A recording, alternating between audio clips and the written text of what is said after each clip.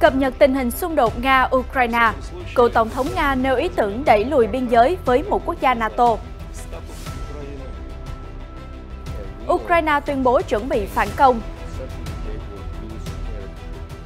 EU tung ra gói trừng phạt thứ 10 nhắm vào Nga. Trong khi đó, Canada áp lệnh trừng phạt mới với Nga, Nhật chuẩn bị nối gót. Đáng chú ý, tình báo Mỹ tiết lộ Trung Quốc đang nghiêng về việc gửi UAV và đạn dược cho Nga. Đan Mạch, Anh nói gì về kế hoạch tiếp sức Ukraine với máy bay chiến đấu? Các nước châu Âu tiếp tục viện trợ xe tăng cho Ukraine khi xung đột bước sang năm thứ 2. Một số tin tức xã hội, người dân Nigeria đổ xô tích trữ lương thực trước bầu cử do lo ngại an ninh. Lính cứu hỏa Cuba nỗ lực chiến đấu với giặc lửa sau 7 ngày bùng cháy. Thông tin thú vị, robot trang bị công nghệ AI hỗ trợ sáng tạo nghệ thuật. Tất cả sẽ được chúng tôi cập nhật ngay sau đây.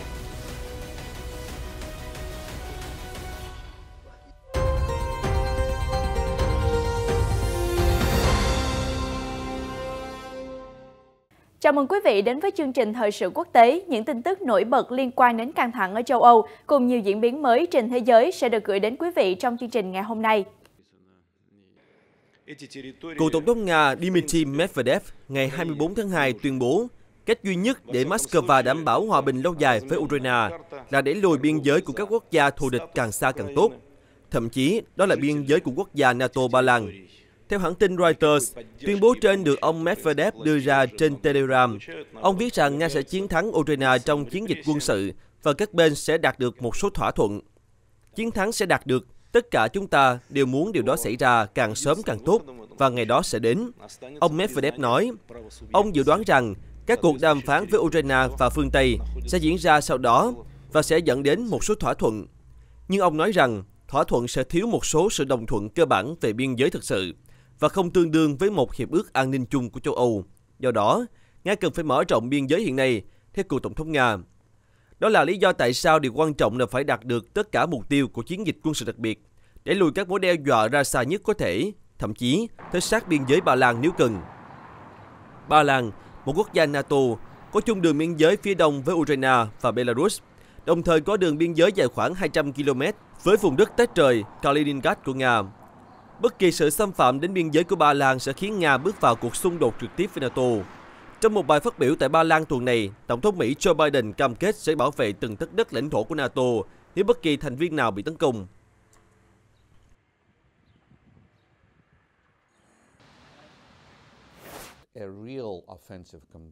Cũng trong ngày 24 tháng 2, Bộ trưởng Quốc phòng Ukraine Oleksiy Reznikov tuyên bố các lực lượng nước này đang lên kế hoạch để lùi quân đội Nga khỏi đất nước.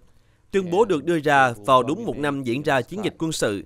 Theo AFP, cách đây một năm, chúng ta có tiếp cận các vũ khí hiện đại. Hiện giờ, các nước nhận thấy Ukraine là lá chắn cho châu Âu ở phía đông. Sẽ có một cuộc phản công. Chúng tôi đang tích cực chuẩn bị và sẽ làm được. Bộ trưởng Reznikov cho biết trong thông điệp giữa lực lượng vũ trang Ukraine ngày 24 tháng 2. Trong khi đó, theo đài RT, khi xung đột ở Ukraine trở thành một cuộc chiến tiêu hao, Tổng thư ký NATO, ông Jens Stoltenberg cảnh báo rằng phương Tây không nên đánh giá thấp lợi thế hỏa lực của Nga. Ông cho rằng hiện Nga đang chiến thắng trong cuộc đua về đạn dược. Phát biểu với đài CNN tại Hội nghị An ninh Munich vào tuần trước, ông Stoltenberg nói rằng cho đến nay, Nga đã có thể mang nhiều đạn dược và nhân lực đến tiền tuyến hơn Ukraine. Ông nói, lượng tiêu thụ đạn dược của Ukraine cao gấp nhiều lần năng lực sản xuất của tất cả thành viên NATO, và nói thêm rằng phải ngăn chặn tình hình này tiếp diễn. Ông thừa nhận với đài CNN, cho đến nay, kho dự trữ của chúng tôi đã cạn kiệt. Đến một lúc nào đó, chúng tôi cần sản xuất thêm đạn dược. Trong khi khẳng định NATO cần tăng cường sản xuất vũ khí, ông Stoltenberg tỏ ra không chắc chắn về kết quả của xung đột. Ông nói với đài CNN rằng, không ai biết cuộc chiến này sẽ kết thúc như thế nào và khi nào nó chấm dứt.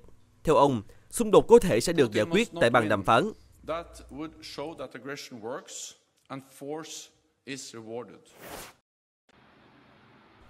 Theo đài CNN ngày 25 tháng 2, Liên minh châu Âu EU đã thông qua gói trừng phạt thứ 10 đối với Nga.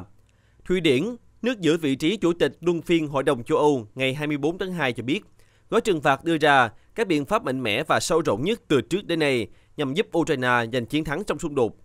Theo đài CNN, gói trừng phạt bao gồm các biện pháp hạn chế chống lại các cá nhân và tổ chức hỗ trợ chiến tranh, tham gia chiến dịch tuyên truyền của Nga, hoặc vận chuyển máy bay không người lái UAV được Nga sử dụng trong cuộc chiến. Ngoài ra, gói trừng phạt còn có các biện pháp chống lại chiến dịch thông tin sai lệch của Nga, cùng các hạn chế xuất khẩu chặt chẽ hơn liên quan đến công nghệ. EU luôn đoàn kết với Ukraine và người dân Ukraine. Chúng tôi sẽ tiếp tục hỗ trợ Ukraine đến chừng nào cần thiết, Chủ tịch luân phiên Hội đồng châu Âu Thụy Điển cho hay. Cuối năm ngoái, EU đã thông qua gói trừng phạt thứ 9 nhắm vào Nga, trong đó có các hạn chế xuất khẩu động cơ UAV sang Nga hoặc các nước định cấp vũ khí cho Moscow. Ngoài EU, Canada vừa qua cũng quyết định áp đặt các biện pháp trừng phạt mới đối với Nga. Thủ tướng Justin Trudeau ngày 24 tháng 2 cho biết, các biện pháp sẽ nhắm vào 129 cá nhân và 63 tổ chức, bao gồm cả Phó Thủ tướng Nga và các quan chức khác. Bên cạnh đó, Canada sẽ gửi thêm 4 xe tăng chiến đấu Leopard 2 tới Ukraine, cùng hơn 5.000 viên đạn để giúp Ukraine phòng thủ. Tổng thống Vladimir Putin đã tính toán sai lầm khi phát động chiến dịch quân sự. Ông ấy đã đánh giá thấp người Ukraine, đánh giá thấp sự đoàn kết của bạn bè Ukraine trên khắp thế giới. Nhưng ngày nay, chúng ta mạnh mẽ và đoàn kết hơn bao giờ hết. Reuters dẫn lời Thủ tướng Canada cho hay, Ottawa cũng đang cấm xuất khẩu sang Nga một số nguyên tố hóa học để sử dụng trong thiết bị điện tử và cấm nhập khẩu, mua hoặc mua lại vũ khí của Nga. Cũng trong ngày 24 tháng 2, Mỹ đã công bố gói viện trợ quân sự mới trị giá 2 tỷ USD cho Ukraine, cùng một loạt các biện pháp trừng phạt và thuế quan bổ sung nhằm vào ngành khai thác mỏ, kim loại của Nga. Hãng thông tấn TASS đưa tin, đại sứ Nga tại Canada, Oleg Stepanov cho biết, các biện pháp trừng phạt của Canada và phương Tây là vô nghĩa. Trước đó, vào thứ Sáu, Canada đã công bố hỗ trợ hơn 32 triệu đô la Canada, tức 23,5 triệu đô la Mỹ, bao gồm các quỹ cho nỗ lực rà phá bom mìn và chống lại các mối đe dọa hóa học, sinh học, phóng xạ và hạt nhân. Reuters cho hay, cũng trong ngày 24 tháng 2, Thủ tướng Nhật Bản Fumio Kishida tuyên bố nước này đang chuẩn bị gói trừng phạt mới chống lại Nga. Phát biểu tại một cuộc họp báo, ông Kishida cho biết Nhật Bản sẽ gây áp lực buộc các bên thứ ba ngừng hỗ trợ quân sự cho Nga. Đài CNN ngày 25 tháng 2 đưa tin, tình báo Mỹ cho rằng chính phủ Trung Quốc đang xem xét cung cấp cho Nga máy bay không người lái UAV và đạn dược để Moscow sử dụng ở Ukraine. Cụ thể, 3 nguồn thạo tin của CNN cho biết, có vẻ Bắc Kinh chưa đưa ra quyết định cuối cùng, nhưng các cuộc đàm phán giữa Nga và Trung Quốc về giá cả và phạm vi của thiết bị đang diễn ra. Theo các nguồn tin, kể từ khi chiến dịch quân sự nổ ra, Nga đã nhiều lần yêu cầu UAV và đạn dược từ Trung Quốc, và giới lãnh đạo Trung Quốc đã tích cực tranh luận trong vài tháng qua về việc có nên gửi viện trợ sát thương hay không. Giới chức Mỹ đã thu thập thông tin trong những tuần này cho thấy Trung Quốc đang nghiêng về việc cung cấp thiết bị. Các quan chức Mỹ cho biết tuần trước, Mỹ và các đồng minh đã bắt đầu công khai cảnh báo về khả năng Trung Quốc hỗ trợ quân sự cho Nga. Các nguồn tin cho biết việc cung cấp UAV và đạn dược có thể sẽ dành cho các loại vũ khí nhỏ, sẽ đánh dấu bước leo thang thực sự về sự hỗ trợ của Trung Quốc đến với Nga. Đến nay, các công ty Trung Quốc chỉ giới hạn ở việc cung cấp thiết bị không sát thương như mũ bảo hiểm, áo chống đạn và hình ảnh vệ tinh. Hội đồng An ninh Quốc gia và Bộ Ngoại giao Hoa Kỳ từ chối bình luận. Trung Quốc và Nga chưa đưa ra bình luận về thông tin trên. Trong ngày 24 tháng 2, ấn phẩm Der Spiegel của Đức lần đầu tiên đưa tin rằng Trung Quốc có thể cung cấp UAV tấn công cho Nga.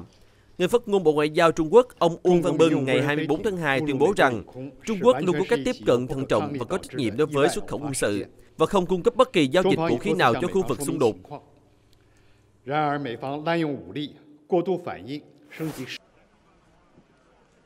Giữa lúc đó, các nước phương Tây tiếp tục nỗ lực tiếp sức cho Kiev.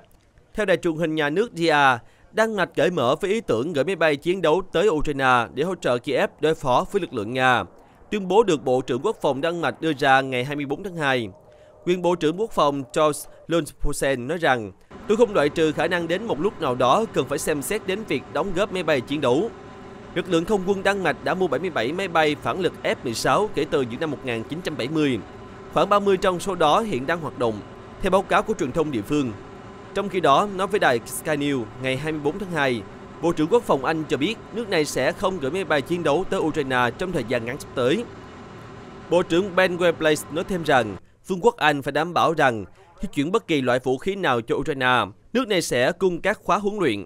Tuy nhiên, khi nói đến máy bay chiến đấu, điều này có nghĩa là gửi hàng trăm người tới Ukraine và phương Tây sẽ không đưa quân vào Ukraine với quy mô như vậy, ông nhấn mạnh.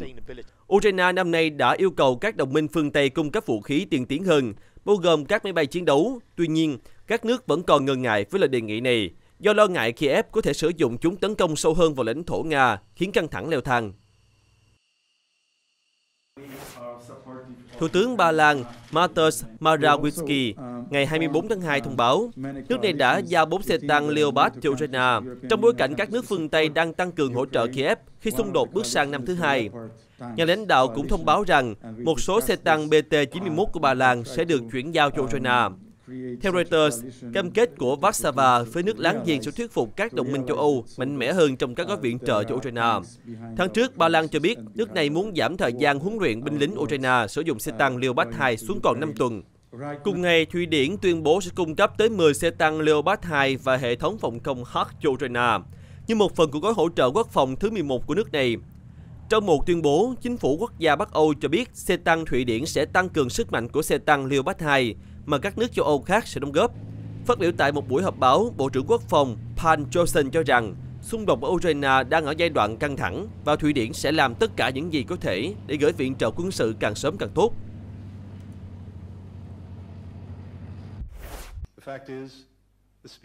Trong cuộc phỏng vấn gần đây, Ngoại trưởng Mỹ Antony Blinken cho biết ông từng cảnh báo Tổng thống Vladimir Putin và Ngoại trưởng Nga tuyệt đối không thể dùng vũ khí hạt nhân. Lời cảnh báo đưa ra sau khi Ukraine phản công, giành ưu thế ở Kharkiv và Kherson. Ngoại trưởng Mỹ kể lại như vậy với tờ The Atlantic nhân dịp tròn một năm xung đột Đông Âu. Nhà báo Jeffrey Goldberg, tổng biên tập The Atlantic, vừa phỏng vấn Ngoại trưởng Mỹ Antony Blinken qua video vào hôm 23 tháng 2, nhân dịp tròn một năm xung đột Ukraine. Ngoại trưởng Blinken kể lại, ông từng cảnh báo Tổng thống và Ngoại trưởng Nga tuyệt đối không sử dụng vũ khí hạt nhân khi mối lo ngại tăng cao sau cuộc phản công giành ưu thế lớn của phía Kiev tại Kharkiv và Kherson. Ông Blinken cũng cho rằng sức ảnh hưởng của Trung Quốc và Ấn Độ đối với Nga đã giảm thấp nguy cơ vũ khí hạt nhân bị triển khai giữa leo thang căng thẳng. Theo ông Blinken, Bắc Kinh và New Delhi đã thể hiện sự phản đối mạnh mẽ đối với mọi kịch bản sử dụng vũ khí hủy diệt. Hiện chưa có bên nào lên tiếng về các phát biểu của Ngoại trưởng Mỹ Blinken. Moscow khẳng định họ luôn tuân thủ học thuyết hạt nhân của Nga và tuyệt đối không tấn công trước bằng các vũ khí hủy diệt.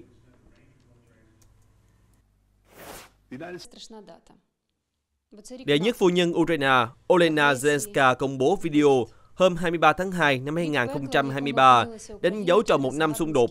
Bà kêu gọi đừng kỷ niệm một năm giao tranh, hãy kỷ niệm một năm kháng cự kiên cường của Ukraine. Tôi chắc chắn rằng chúng ta sẽ sớm có thể chia sẻ điều có giá trị lớn lao hơn, đó là chiến thắng. Bà Zelenska phát biểu trong video gửi đến hàng chục người Ukraine di tản, cũng như tới Tổng thống và đệ nhất phu nhân Litva tại một sự kiện ở thủ đô Vilnius. Nhiều người dân Ukraine ở nước ngoài cũng đã chia sẻ với Reuters cảm nghĩ về một năm khói lửa bao trùm quê nhà.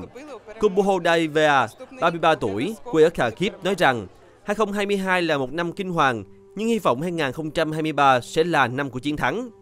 Còn bà Maria, 43 tuổi, đến từ Kharkiv nhưng hiện sống ở thành phố Wrocław của Ba Lan, bày tỏ, tôi đã nhìn thấy những người binh lính hóa anh hùng. Họ không có lựa chọn nào khác. Họ phải trở thành anh hùng của Ukraine. Nga đang tiếp tục năm thứ hai của chiến dịch quân sự đặc biệt với mục tiêu phi quân sự hóa, phi phát xít hóa nước hàng xóm. Điện Kremlin nói rằng buộc phải dùng vũ lực để ngăn cản kế hoạch của Kiev với sự hậu thuẫn của phương Tây nhằm đe dọa an ninh quốc gia Nga. Phía Ukraine và các đồng minh kịch liệt bác bỏ lập luận này. Ngân hàng Trung ương Ukraine vừa phát hành tiền giấy hôm 23 tháng 2 để đánh dấu một năm xe tăng Nga kéo qua biên giới. Tờ tiền mới có mệnh giá 20 hryvnia, tương đương 13.000 đồng, in hình 3 người lính Ukraine cùng dương cao lá quốc kỳ màu vàng và xanh dương của đất nước. Mặt sau tờ tiền có hình ảnh đôi bàn tay bị trói bằng băng dính. Theo Reuters, hình ảnh này nhằm ám chỉ tội ác chiến tranh mà Kiev cáo buộc lực lượng Nga đã phạm ở Ukraine. Moscow vẫn luôn phủ nhận các cáo buộc này. Thống đốc Ngân hàng Trung ương Ukraine Andriy Bidzny nói với báo chí ở Kiev rằng để đánh dấu một năm cuộc chiến, chúng tôi quyết định phát hành tờ tiền kỷ niệm trên một mặt giấy nhỏ. Nó thể hiện một năm dồn nén cảm xúc và có rất nhiều hình ảnh biểu tượng. Thống đốc nói thêm, trong một năm qua, Ngân hàng Trung ương đã cố gắng hết sức để bảo vệ nền kinh tế và duy trì sự ổn định của một đất nước bị giao tranh tàn phá nặng nề. Ngân hàng Trung ương Ukraine đã thường xuyên can thiệp vào thị trường ngoại hối để hỗ trợ đồng nội tệ. Nhờ hàng tỷ đô la viện trợ từ các nước phương Tây, dự trữ ngoại hối của Ukraine tăng lên gần 30 tỷ USD, cao hơn một chút so với khi xung đột bắt đầu. Ukraine cũng đã áp đặt các biện pháp trừng phạt đối với các tổ chức tài chính của Nga. Thống đốc Bidzny thông tin thêm, tờ tiền mới chứa các tính năng bảo mật sáng tạo và sẽ có số lượng phát hành là 300.000 tờ. Các quan chức Ngân hàng Trung ương Ukraine tiết lộ, quá trình thiết kế và sản xuất tờ tiền này mất khoảng 8 tháng. Ngân hàng Trung ương Ukraine cũng có kế hoạch phát hành nhiều tờ tiền mệnh giá khác nhau để ghi lại cuộc chiến lịch sử của Ukraine. Họ cũng đang nghiên cứu và thiết kế những tờ tiền mang hình ảnh chiến thắng và tái thiết đất nước. Ông Binsny cho biết, trong năm qua, người Ukraine đã nhận thức và phát huy sức mạnh của mình. Lực lượng Ukraine không chỉ chống đỡ mà còn tiến lên giành thắng lợi, không bao giờ dung thứ cho bất kỳ hành động tội ác nào, không tha thứ những mồi lửa đốt phá bất kỳ ngôi nhà nào. Chiến thắng sẽ phải trả bằng cái giá rất đắt, nhưng nó sẽ đến và nó thuộc về chúng tôi.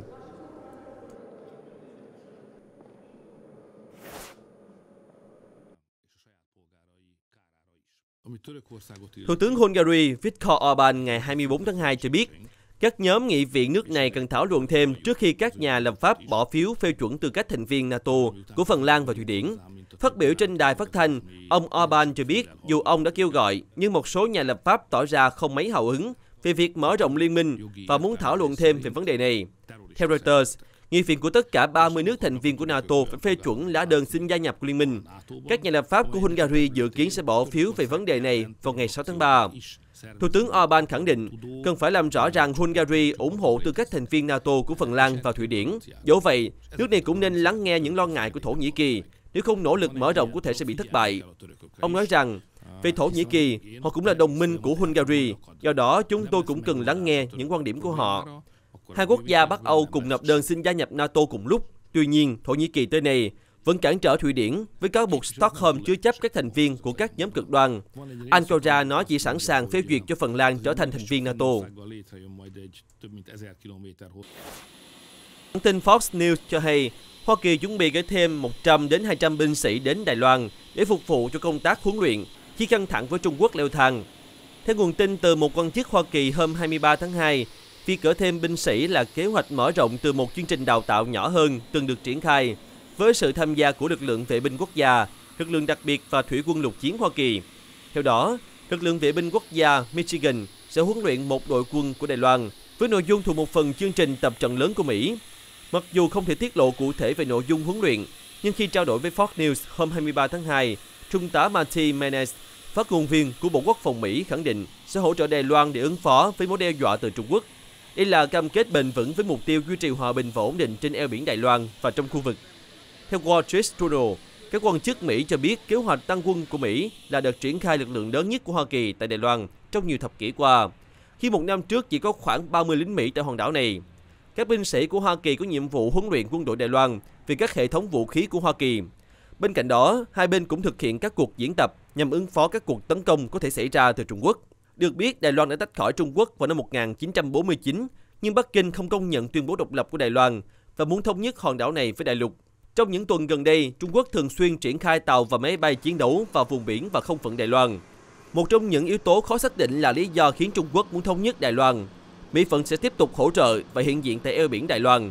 Nhưng đây là câu hỏi luôn được đánh giá và xem xét cụ thể mỗi khi cần quyết định vấn đề nào đó liên quan đến Đài Loan.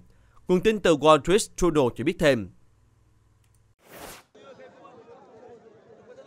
Tại một khu chợ ở bang Kano, phía bắc Nigeria, người dân ngày 24 tháng 2 đã đổ xô tích trữ thực phẩm và các nhu yếu phẩm khi họ không chắc chắn về kết quả của cuộc bầu cử tổng thống vào ngày 25 tháng 2.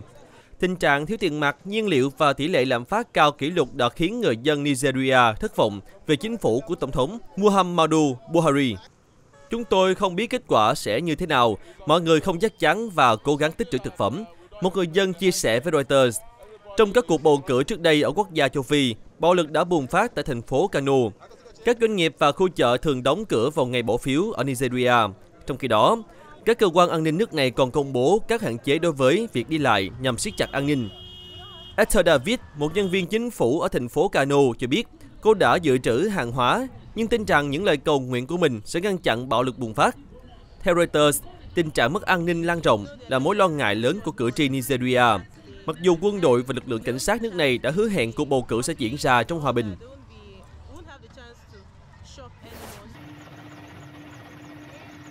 Lính cứu hỏa máy bay trực thăng của lực lượng phòng vệ Cuba ngày 24 tháng 2 đã nỗ lực dập tắt một đám cháy rừng lớn, bùng lên trong 7 ngày tại một khu vực rậm rạp ở phía đông hòn đảo.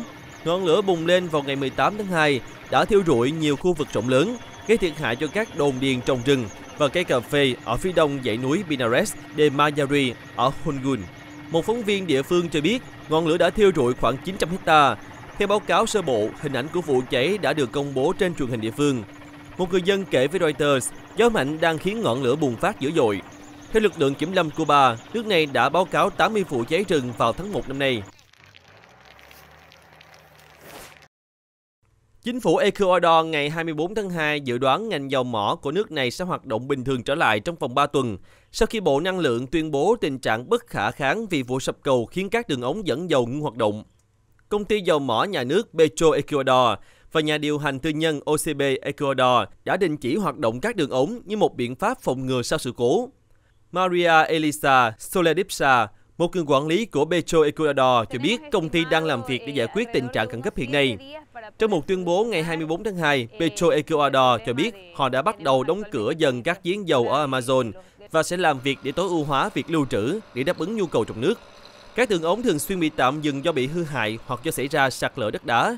Theo Reuters, vào cuối ngày 23 tháng 2, Petro Ecuador ước tính việc bơm dầu có thể khởi động lại trong vòng 7 ngày tới.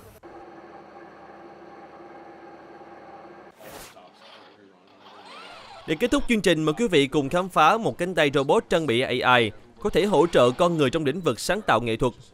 Frida đang lao cọ vẽ của mình. Nó được xem như một nghệ sĩ mới tại Học viện về Robot của Đại học Mellon Carnegie. Frida vốn là cánh tay robot được trang bị cọ vẽ và sử dụng trí tuệ nhân tạo để hỗ trợ con người sáng tạo nghệ thuật. Chỉ cần nhận được yêu cầu vẽ một bức tranh, Frida sẽ lập tức đặt cọ lên trên vải canvas để thực hiện nhiệm vụ. Phó giáo sư Jim Marken cho biết, Frida là một dự án để khám phá sự giao thoa giữa con người và robot trong các hoạt động sáng tạo. Ông giải thích thêm, ngày nay có rất nhiều thứ được chúng tôi tự động hóa và đem lại hiệu quả chính xác, nhưng tranh vẽ thì không, đặc biệt cách Frida lên kế hoạch và làm việc cũng không chính xác. Được biết, robot Frida sử dụng các mô hình AI tương tự các công cụ mạnh mẽ như ChatGPT của OpenAI và DALL-E 2 có thể tạo văn bản hoặc tranh vẽ theo yêu cầu. Frida sẽ xem xét cách dùng cọ để vẽ tranh và sử dụng công nghệ máy học đánh giá tiến trình. Ông Marken nói, Frida có thể làm một số việc mà hầu hết robot khác không thể. Nó có thể dùng AI để chụp ảnh và đọc hiểu bối cảnh, cũng như ứng dụng tất cả kiến thức đó để sáng tạo nghệ thuật. Frida thực sự giống như một họa sĩ, không phải là một máy in. Đó là điều tuyệt vời. Khi được người điều hành chỉ định yêu cầu cụ thể cho một bức tranh, robot đã dùng công nghệ máy học để bắt đầu tính toán và vạch ra kế hoạch, bao gồm cung cấp bảng màn trên màn hình máy tính để con người có thể pha màu theo ý muốn. Khi bắt đầu vẽ, robot đã dùng camera phía trên để chụp một bức ảnh và dùng nó để theo dõi tiến trình, cũng như điều chỉnh kế hoạch nếu cần. Đáng chú ý, các nhà khoa học cho biết nếu Frida mắc lỗi, nó sẽ rất linh hoạt và tiếp tục sáng tạo dựa trên đường vẽ sai đó để cho ra kết quả giống như nghệ sĩ thực thụ. Tin tức vừa rồi cũng đã kết thúc chương trình ngày hôm nay. Cảm ơn quý vị đã quan tâm theo dõi. Xin chào và hẹn gặp lại trong các chương trình sau.